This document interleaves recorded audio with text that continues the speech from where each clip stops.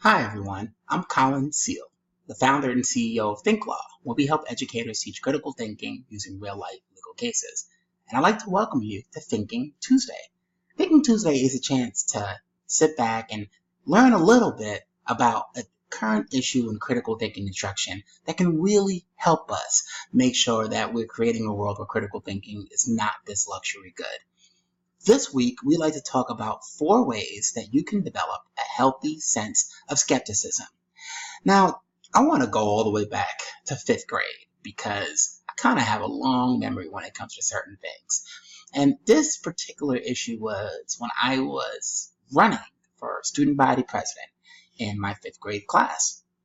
I remember having this really well thought out plan about having more student input on our field trips, being able to make it so that our uniform policy, which is really not cool for a kid like me because it was a voluntary uniform policy, and my mom was one of those moms that made me actually wear the volunteer uniform.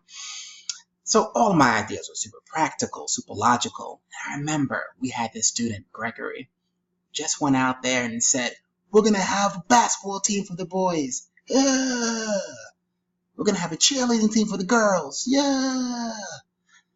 And I just sat there as a 5th grader asking myself, have we collectively lost our minds? How could anybody actually believe that something so outrageous can actually be true? He's not even saying it in a way that sounds like it's going to be true.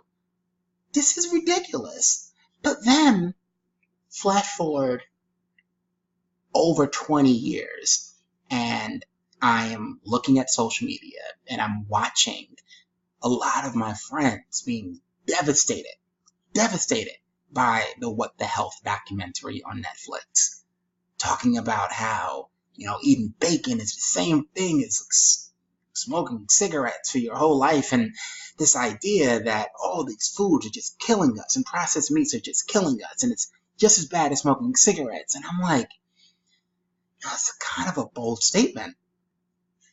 A very bold statement, in fact. And since they're citing to this World Health Organization report, maybe I should actually look at the World Health Organization report. And when I pull this up, I find this list of frequently asked questions about this report. And point blank, when asked whether it meant that processed meat was equally dangerous as tobacco smoking and asbestos, the report says clearly that although they're in the same category, and if you look at number 9 in the frequently asked questions, you'll see this does not mean that they are equally dangerous. And the World Health Organization actually capitalizes not. These classifications, instead, they describe the strength of scientific evidence about an agent being a cause of cancer, rather than assessing the level of risk. So I'm not saying that people are ignorant or people are silly for watching these documentaries and being persuaded to change their entire dietary lifestyle. I'm sure that there's a lot of pieces of this documentary that are very true and not exaggerated. I just think that it's a good example. And when we think about this documentary being out, What the Health, probably a better time even to think about the way that we can develop this very healthy sense of skepticism. And there's 4 ways that I recommend doing this. The very first way is an important one, and that one is to consider the source. When you look at this cup right here, this is a wonderful mug that says Dad, the man, the myth, the legend. This trophy behind me actually used to say number 1 dad on it before my daughter ripped off the sticker. Here's the thing about that source. My daughter has a lot of pretty biased opinions about the awesomeness of her dad. And that's perfectly okay. That's understandable. But there's 2 real important things we need to do whenever we're considering the source. The first thing is ask ourselves, is this person or source trustworthy? Is this source relied upon by other reliable sources? Does this source have a reputation for truth-telling? When we think about someone being trustworthy, it really does enhance our ability to take these things a little bit more at face value. The second piece, which is really important, and I want to really emphasize one word here, is this someone who is likely to show extreme bias about the issue being discussed? Now, I say extreme bias because the truth is that every single piece of anything is going to show some level of bias. There's no such thing as being truly objective. But I'll tell you what, I'll trust something coming out of a bipartisan think tank more than I would something that's coming out of an extremely right-wing think tank or an extremely left-wing think tank. Because bipartisan think tanks, you know that they're collaborating, you know that there's a lot of conversations around people and they're actually working and, pressure testing their opinions that they're coming up with, so that it's much less likely to be something that's really going to be extremely biased on one side or the other. The same thing goes for consumption of traditional news media. If I'm hearing a story in the news that sounds a little bit outrageous, the first thing I do is I read, who is this person? What background is this person coming from? What is their angle? What kinds of other things have they discussed? And if I realize that all of their opinions fall squarely within an extreme ideology all the time, I'm probably less likely to take that at face value. And even when you do trust the source, the second piece, which is verifying shocking information, is also really important. You trust, but you also verify, especially when the information that you're hearing tends to be of this shocking nature. Going back to my experience as a teacher, you sometimes have students come to you with reports that seemed way out there and just seem like, all right, always trust students for what's going on, but I want to make sure that I always take the step of trust and verify.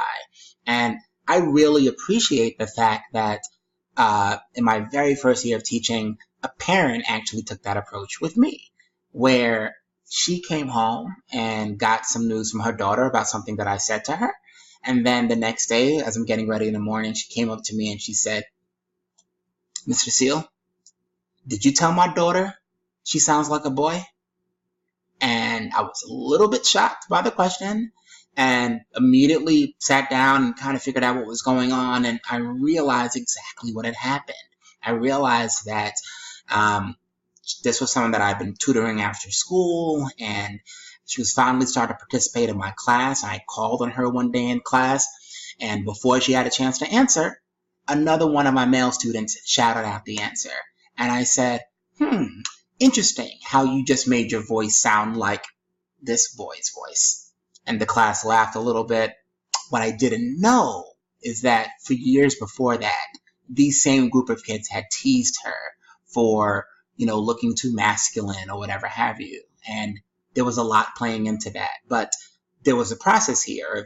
Of course, you're going to trust your daughter, but whenever you have this kind of accusation around a teacher, particularly someone that you have this relationship with, that you're building this relationship with, you're going to make sure that you verify that source. So it's always important that we do the same thing.